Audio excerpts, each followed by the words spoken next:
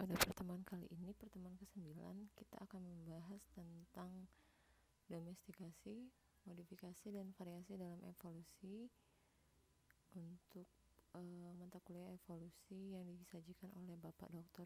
Andes Zainal Arifin dan saya sendiri Elvira Destiansari, SPD MPD.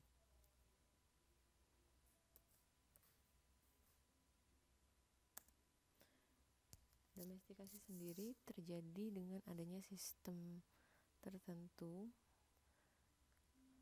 sistem pertanian dan peternakan yang produktif akibat dari perkembangan sosial dan ilmu pengetahuan saat ini. Ini sejarahnya ya.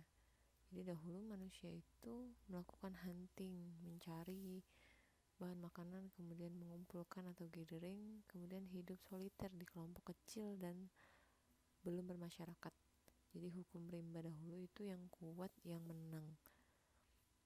Domestikasi pada hewan atau tumbuhan membawa hidup si hewan atau tumbuhan tersebut dikuasai penuh oleh manusia sehingga dapat dimanfaatkan secara ekonomis dan sulit untuk berubah menjadi liar kembali.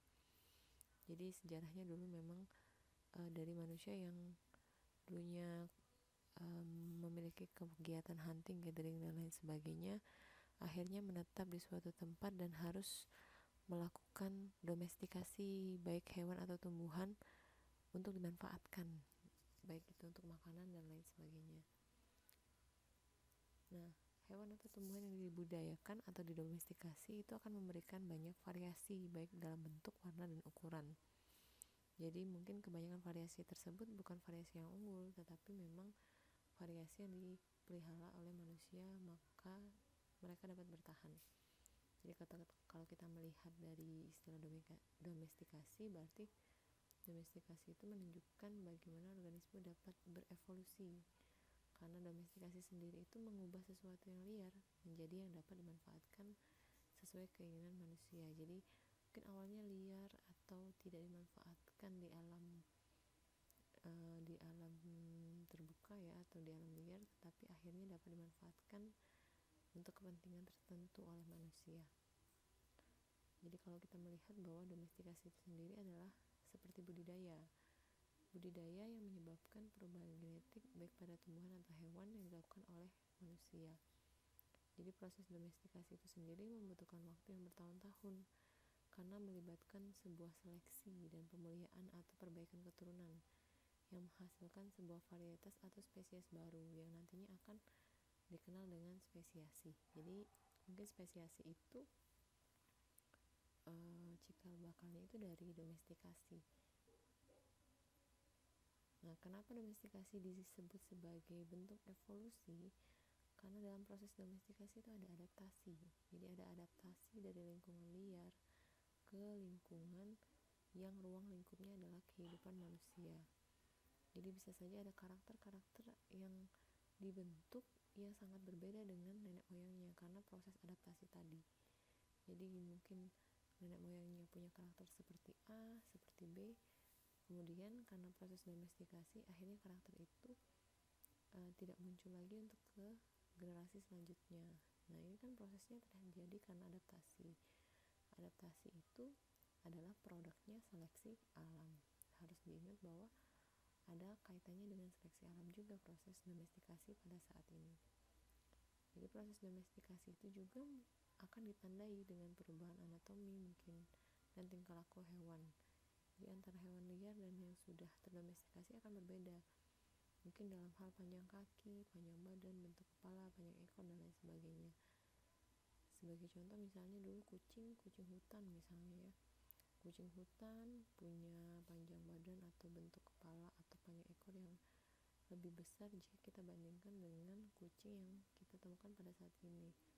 Karena kucing pada saat ini tuh sudah mengalami domestikasi sehingga tidak perlu lagi berburu, tidak perlu lagi survive dengan cara-cara tertentu di lingkungan luar, tetapi karena sudah dipelihara jadi hidupnya sudah enak ya. Jadi sudah mungkin makan sudah disediakan, kemudian tidak perlu lagi menghadapi predator atau pemangsa dan lain sebagainya, sehingga ada perubahan anatomi dan tingkah laku hewan tersebut yang tidak ditemui dengan nenek moyangnya kucing pada saat dulu misalnya.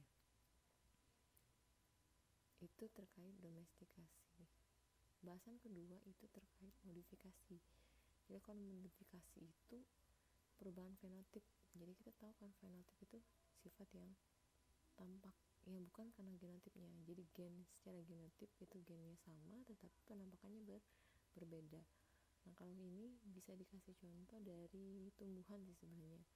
Jadi tumbuhan sebenarnya fenotipnya akan terbentuk dengan berbagai macam variasi. Misalnya ada yang menjadi stolon, ada yang menjadi akar tunggang, ada yang menjadi rizoma, ada yang menjadi lembaran daun atau sukulen dari bawang. Tetapi secara genotip sebenarnya itu adalah batang misalnya. Di gennya batang tapi terekspresinya dengan modifikasi yang berbeda-beda.